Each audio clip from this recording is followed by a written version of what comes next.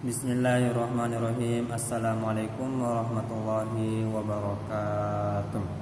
Innal hamdalillah nahmaduhu wa nasta'inuhu wa nastaghfiruh wa na'udzu billahi min shururi anfusina wa min sayyiati a'malina may yahdihillahu fala mudilla lahu wa may yudlil fala hadiyalah. Wassalatu wassalamu ala asyrafil anbiya'i wal mursalin, amma ba'd. Pertama-tama marilah kita memanjatkan puji syukur hadirat Allah Subhanahu wa taala yang dimana kita masih diberikan nikmat kesehatan dan nikmat kesempatan. Salawat beserta salam kita sampaikan kepada Nabiullah Muhammad sallallahu alaihi wasallam, nabi yang telah memberikan teladan dan menuntun dalam kebenaran. Baiklah, perkenalkan, nama saya Muhammad Yusuf, kelompok dari 19.4. Baiklah, adapun tujuan pada kesempatan ini yakni saya akan menjelaskan merangkum mata kuliah Civic Education dari mata kuliah pertama sampai materi ke-9. Baiklah, adapun materi pertama yakni mengenai dengan identitas nasional. Baiklah, adapun dalam pengertian dari identitas yaitu sebuah ciri yang dimana ciri itu kita dapat mengenali dengan suatu bangsa yang dimana pada negara ini memiliki banyak bangsa. Dengan ciri-ciri tersebut kita dapat mengenali dengan baik satu bangsa dengan bangsa yang lainnya. Terkhusus pada negara kita ini terdapat ciri-ciri dan bentuk yang merupakan sebagai berikut.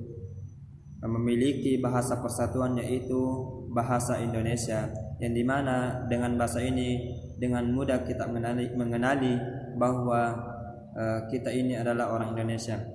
Yang kedua itu memiliki bendera yang berwarna merah putih. Seterusnya memiliki lagu kebangsaan Indonesia Raya, memiliki Pancasila, memiliki Bhinneka Tunggal Ika dan Undang-Undang Dasar 1945.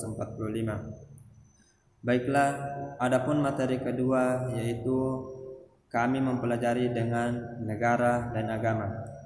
Agama di sini sangat berperan untuk negara kita dikarenakan di dalam agama memiliki disiplin dan ketentuan-ketentuan yang dijalani, yang dimana ketika di dalam sebuah negara tidak memiliki agama, maka negara tersebut akan tidak stabil dan akan mudah hancur, karena di dalam agama terdapat sebuah pedoman-pedoman yang akan menyukseskan sebuah negara.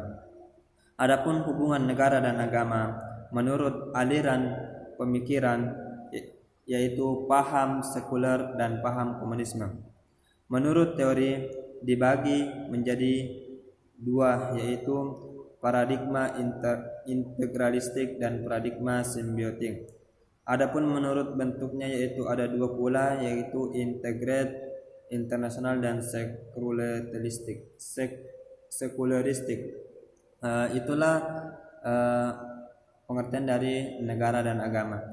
Adapun materi ketiga yaitu membahas tentang warga negara dan kewarganegaraan, yang dimana warga negara berarti anggota dari dalam suatu negara, sedangkan kewarganegaraan tetap dalam warga negara, namun dia juga menjadi keanggotaan dalam sebuah negara tersendiri. Penentuan kewarganegaraan menimbulkan dua kemungkinan, yaitu apatrida dan bipatrida, yang dimana apatrida ini tidak jelas dalam dan tidak memiliki dalam kewarganegaraan. Adapun bipatrida yaitu telah jelas dalam kewarganegaraannya. Dalam kewarganegaraan memiliki 3 asas, yang dimana asas tersebut yaitu yang pertama asas eusagonis, yang dimana asas ini yang berkaitan dengan keturunan. Adapun asas kedua yaitu asas eusolim, yang dimana asas ini merupakan berkaitan dengan tempat kelahiran. Yang ketiga asas tunggal dan asas ganda.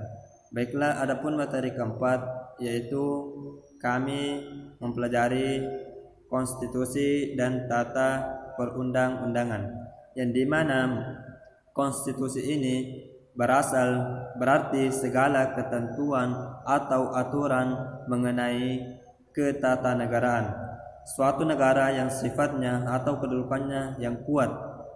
Materi muatan konstitusi ialah bentuk negara, bentuk pemerintahan, sistem pemerintahan, organ-organ negara, pembagian kekuasaan, perlindungan terhadap hak asasi manusia, kewarganegaraan dan konstitusi.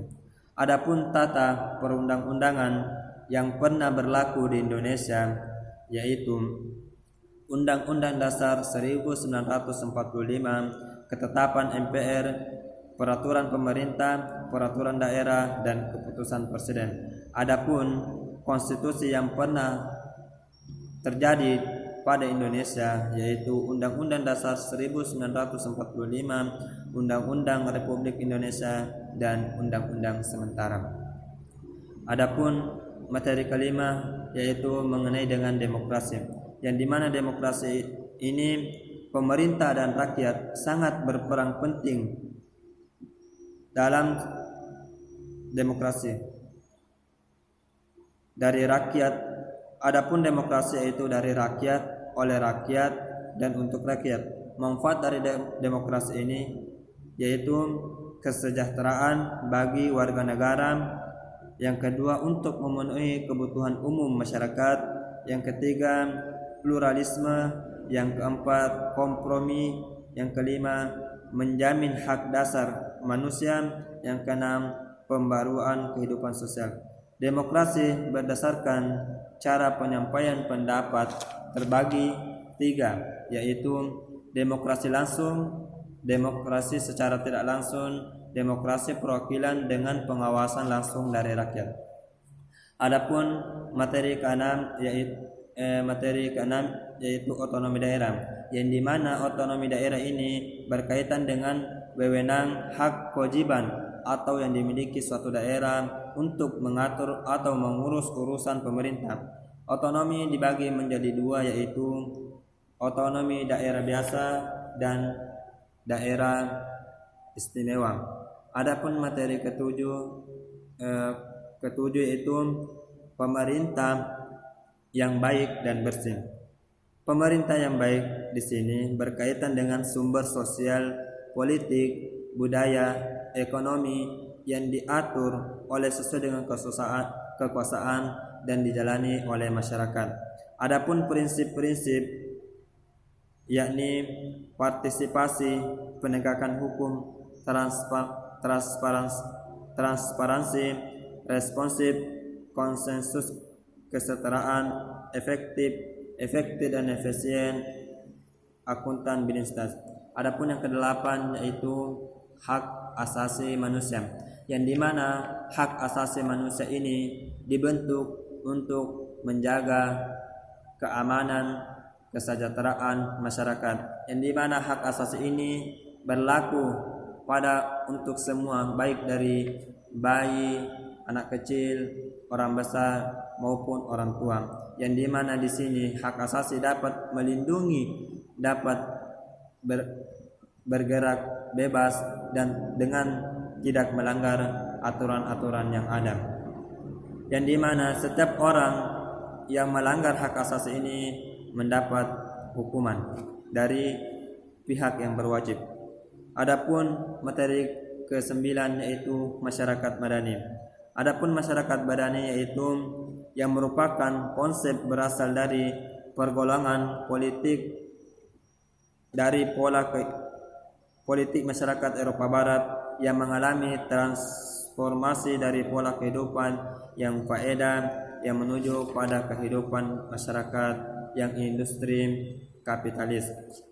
Adapun upaya untuk mewujudkan masyarakat madani yaitu mengajak atau meningkatkan partisipasi masyarakat, melakukan program perkembangan masyarakat seperti melakukan pelatihan yang dapat mengembangkan kreativitas masyarakat, melakukan musyawarah yang dimana musyawarah ini dapat menghasilkan sebuah keputusan yang baik yang tidak dalam dengan musyawarah ini tidak mengambil keputusan yang sifatnya pribadi. Dan adapun selanjutnya upaya itu yakni memberikan keamanan dan ketentraman bagi masyarakat, meningkatkan kinerja lembaga pemberdayaan masyarakat, meningkatkan pelayanan bagi masyarakat, yang dimana pelayanan ini penting untuk menjaga masyarakat. Baiklah, mungkin itulah rangkuman singkat yang dapat saya sampaikan. Apabila terdapat banyak kekurangan dan kesalahan, mohon dimaafkan. Wabillahi taufiq wal hidayah. Wassalamualaikum warahmatullahi wabarakatuh.